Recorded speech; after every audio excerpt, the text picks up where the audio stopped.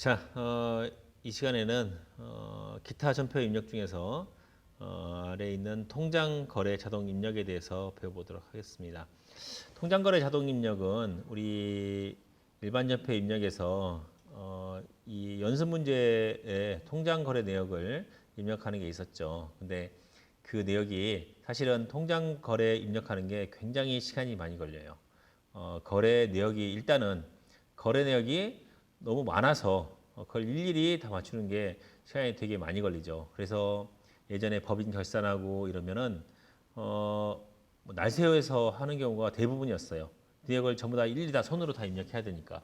하지만 여기 있는 통장거래 자동 입력을 할 수 있도록 됨에 따라서 엑셀로 그 내역을 통장을 받아서 그 엑셀로 된 자료를 업로드를 시킬 수 있게 함에 따라 우리가 전표를 입력하는 속도가 굉장히 빨라졌어요. 그래서 예전처럼 날새서 뭐 그 법인세 신고 기간이랄지 그럴 때 날새서 하는 경우가 많이 줄었죠. 이 프로그램의 도움으로 예전보다 편리한 환경에서 할 수 있게 되었습니다. 기초 사용자 교육에서는 여기 있는 내역을 뭐 통장 거래 입력을 완벽하게 할 수 있는 것을 강의한다기보다는 이러한 기능들이 있다는 것을 알려드리는 거에 목적이 있으니까. 왜냐하면 아직 다른 기능들을 사용하는 거에 익숙하지 않은데 여기에다가 통장거래 자동 입력하는 것까지 가르쳐줘서 좀 건방져질 속된 말로 하면은 좀 건방져질 수 있으니까 기본적인 거에 충실하고 그다음에 간단한 통장거래를 업로드를 통해서 이런 기능을 할 수 있다는 것을 간단하게 보는 정도로 하도록 하겠습니다. 사실 여기 있는 기타 전표 입력은 우리가 여기 있는 전표 입력을 도와주는 보조 수단이에요. 그리고 여기에 대한 자세한 설명은 여기에 나와 있지는 않지만 창마다 떠 있긴 해요. 여기 상단에 연동 데이터 관리 보시면 이 중에서 원클릭 텍스트에 각 창마다 상세하게 그 내역이 입력하는 것도 역시 마찬가지로 이렇게 동영상이 다 구비되어 있어요. 그래서 이걸 가지고 원클릭 텍스트에서 강의하는 내용이 나와 있는데 여기는 좀 기본적으로 실력이 있는 다음에 그 다음에 내역을 보시는 게 적당하고 저는 이제 간단한 내용만 기초 사용자 교육 목적에 맞게 간단하게 이렇게 업로드한다는 간단한 내용만 보여드리도록 하겠습니다. 자, 통장거래 자동 입력을 클릭하시면 이렇게 창이 뜨는데 여기에서는 기본적으로 기간을 선택해서 그 내역을 입력을 해야 돼요. 하게 되면은 기간은 예를 들어서 일기 확정분이다라고 한다면 뭐 4월부터 뭐 6월까지 해가지고 불러올 수 있는데 불러오기 전에 선행돼서 해야 될 일은 뭐가 있냐면 이렇게 이 통장거래 내역을 엑셀로 받아야 돼요. 엑셀로 받아서 한번 통장거래 내역을 한번 봐볼까요? 엑셀로 이런 식으로 통장 내역을 거래처에서부터 받아야 돼요. 받아가지고 거래처에 대해서 통장 내역을 받은 내역을 가지고 이걸 업로드하는 거예요. 근데 업로드할 때 그냥 업로드하면 안 되고 보통은 이제 그 은행 홈페이지에서 거래 내역을 다운받으면 위에 첫 번째 칸 위에 뭐 예를 들어서 뭐 이렇게 한번 삽입해 볼까요? 이런 식으로 뭐 위에 칸이 막 삽입되어 있고 뭐 계좌번호뿐만 아니라 뭐 여기 뭐 은행 회사 그다음에 계좌번호 이런 거 상세 내용이 쭉 있어요. 그래서 이 받은 채로 업로드 시킬 수 있는 게 아니에요. 어떻게 되냐면 위에 위에 막 적어져 있는 것이 있으면 그걸 전부 다 삭제시키고 이렇게 없애기 위해서 삭제시키고 제일 위에 창에는 이렇게 메뉴가 적어져 있게 거래 일시, 적요, 의뢰인, 뭐 입금, 출금 이런 식으로 메뉴가 적어질 수 있게 한 다음에 이렇게 작업을 마치고 난 다음에 그 다음에 저장해서 하면 되겠죠. 저장해서 놓고 난 다음에 그 다음에 이걸 불러오는 거예요. 그래서 그전 과목은 보통예금에 대해서 하는 거니까 보통예금으로 하시고 금융기관은 방금 전에 뭐 신한은행이었으니까 신한은행을 해서 불러오시면 불러오시겠습니까? 예 하면은 어떤 걸 불러올지 선택해 주시면 돼요. 통장거래 엑셀 파일 해가지고 열어주시면 이렇게 원본 자료와 생성투 자료를 매칭시켜 주는 게 있어요. 방금 전에 메뉴들이 있었죠? 방금 전에 메뉴 뭐가 있었어요? 여기 보면은 통장거래에서 메뉴 거래 일시, 뭐 저기요 의뢰인이 있는 게 그대로 여기다 있어요. 거래 일시 이걸 그대로 읽어온 거예요. 지금 여기 있는 내역을 상단에 있는 메뉴를 프로그램이 그대로 읽어온 거예요. 그래서 매칭을 시켜주면 돼요. 지금 1, 2, 3, 4, 5로 되어 있는데 여기 입금하고 출금만 밖에 있죠. 사실은 이게 4번 그리고 5번 이렇게 돼 있었어요. 근데 제가 바꿔놓은 건데 여기 4번은 찾으신 금액이니까 얘가 4번이 돼야 될 테고 맡기신 금액이니까 이게 입금인 5번이 돼야 될 테니까 이렇게만 바꿔주면 되겠죠. 바꿔주고 이 내역을 매칭시킨 다음에 확인 눌러주시면 이렇게 내역이 불러와져요. 간단하게 불러와진 내역을 그러니까 전혀 아무렇게나 돼 있는 엑셀 자료를 바로 불러올 수 있는 게 아니라 방금 전에 했던 것처럼 기본적으로 이런 사전 작업을 좀 거쳐야지 불러와 줄 수 있다는 거예요. 그 방법은 상단에 있는 사용법 보기에 설명이 돼 있어요. 그래서 여기 써 있는 것들을 이렇게 만들고 난 다음에 위에 뭐 1, 2, 3, 4 칸 써 있는 것을 삭제시키고 이렇게 만들고 난 다음에 불러오라고 돼 있죠. 그러니까 제가 설명한 거 이외에 자세한 내용을 알고 싶으면 사용법 보기에서 돼 있으니까 보시면 되겠습니다. 자, 그렇게 기왕이면 이제 저는 이제 사용하면서 더 유용한 것을 가르쳤으면 되는 거니까 이렇게 불러오기는 전체로 해서 분기별로 불러왔는데 사실은 분기별로 하는 것을 월별로 해주면 좀 더 유용하게 할 수 있어요. 왜냐하면 4월달 동해와 거래가 4월 달에도 있고 5월 달에도 있고 이렇게 6월 달에는 없군요. 이건 월별로 있잖아요. 그다음에 뭐 대한상사 거래가 4월 달에 있고 그다음에 5월 달에 대한상사 있고 그다음에 6월 달에도 대한상사가 있죠. 이렇게 매달 있는 거래 같으면은 한번 해볼까요? 4월 달 것만 일단 한번 불러온 다음에 저장된 데이터를 불러오겠습니다. 4월 달 것만 방금 전에 불러온 거 4월 달 것만 보는 거예요. 그래서 대한상사 같은 경우에 돈이 들어왔는데 이거는 돈이 들어온 거니까 외상매출금 들어왔나 보다 해서 코드 번호를 할 때 외상매출금에서 부터 외상매출금 해주시고 그리고 거래처 코드를 대한상사 주식회사 대한상사를 선택해 주시면 이렇게 등록해 주시면 사실은 여기 아무것도 뭐 뜨는데 태그 등록에 이미 있기 때문에 그런 거예요. 이거 전부 삭제해 볼게요. 한번 삭제시킨 다음에 여기 있는 것을 다시 한번 입력해 주시면 108번 하면은 이렇게 대한상사를 외상매출금 태그로 등록하시겠습니까? 라고 되어 있는데 예 해주면 이 대한상사의 내역은 태그 등록에 새로 등록돼서 대한상사 내역은 전부 다 이렇게 분계를 외상매출금에서 대한상사로 불러지도록 얘가 인식을 하는 거예요.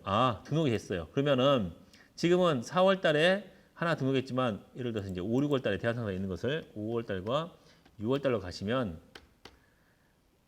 예 하면은 이 중에서 대한상사 내역을 다시 또 치는 게 아니라 대한상사를 전 선택한 다음에 태그 분계 위에 있는 태그 분계를 눌러보시면 대한상사는 이렇게 대한상사에 대한 내역이 전부 다 여기 돼 있죠. 근데 위에 상단에 있는 대한상사는 불러오지 않아요. 왜 그럴까요?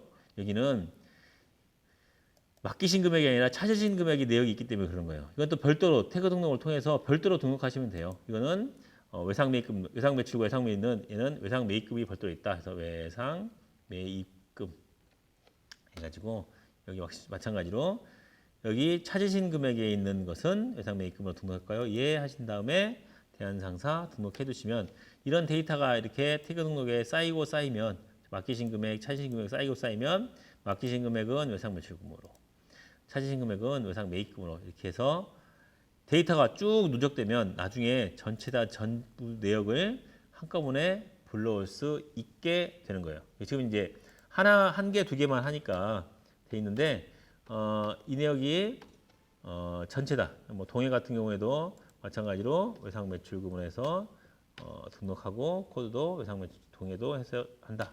그러면 이제 앞으로 동해 관련해서는 아까 똑같이 5월 달과 6월 관련해서 5월 달에 하나밖에 없겠지만 마찬가지로 동해도 태그 분계 기간 설정하고 태그 분계를 선택하면 이렇게 동해도 이런 식으로 분계가 되죠. 그러니까 한번 이 내역이 등록이 되면은 전체 내역이 전부 다 불러올 수 있게 다른 것도 똑같은 거래처가 있으면은 불러올 수 있게 돼 있어요.